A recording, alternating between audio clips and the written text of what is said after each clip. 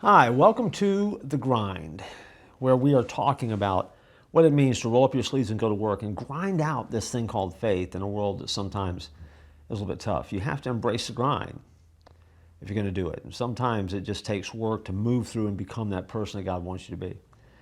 Today, I want to talk to you about a time years ago when there became a crisis of sorts that began to be talked about a lot.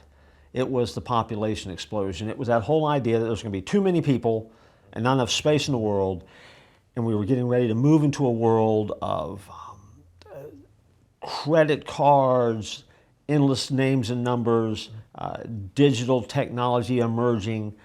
Something came out about that time that became the worst thing in the world, voicemail, because you never could find anybody because everyone was so busy and there were so many people out there. And then we fast forward to today where we have a world of social media that has emerged in the digital age where we have lots of friends, but we don't know who those friends are. We might be following someone. We have no idea who they are. Someone might be following us, and they have no idea who they're following. And so we are connected, and we are interconnected, and we are busy, and there are a lot of us. But at the end of the day, it's very easy to get lost in that sea of people.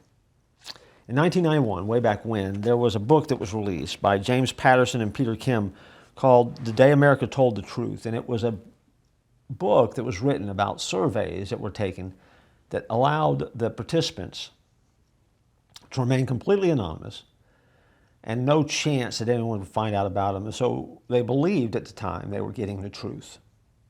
Let me give you some of the findings.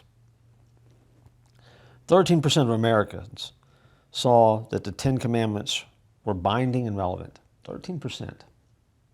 In other words, there was wiggle room inside the Ten Commandments. 91% admitted that they lie regularly, both at work and in their homes. Most Americans admitted to goofing off an average of 7 hours, almost one whole day per week, while they were working and supposedly on the clock earning money for someone else. Half of the workforce, 50%, admitted that they called in sick when they felt perfectly well.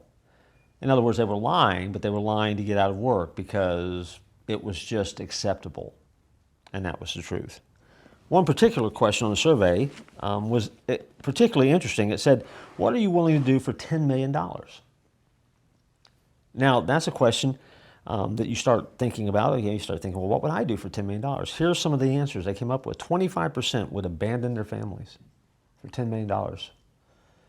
23% would become a prostitute for a week for $10 million. 7% would murder a stranger. And you hear those stats, you go, man, the world is scary. Now, word of caution, because when I read that from my lofty spiritual position, being a pastor, it's easy to get smug. But here's the other thing that they found out. Before we start making too many pious noises out there and say, well, I'm a Christian, I would never do that.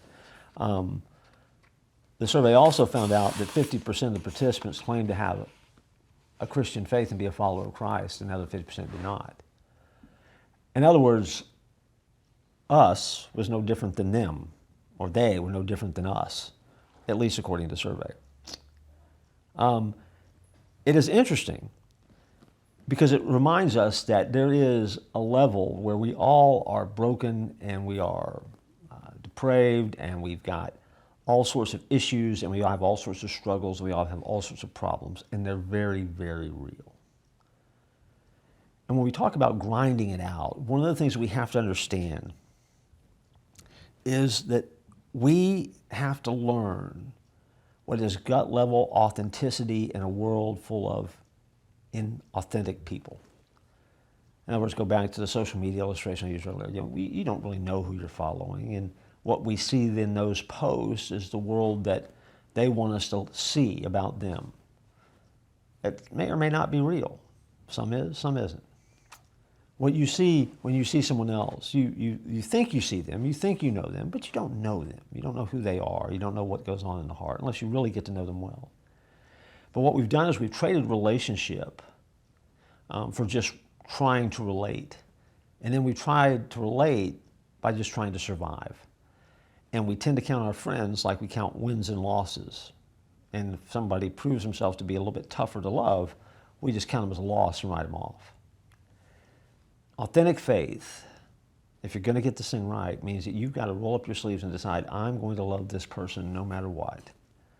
And that I'm going to recognize the fact that I, too, can fall victim of all these bad choices that are out there. And I'm not above making a bad or bonehead choice, so I'm going to make a choice to relate and connect to God.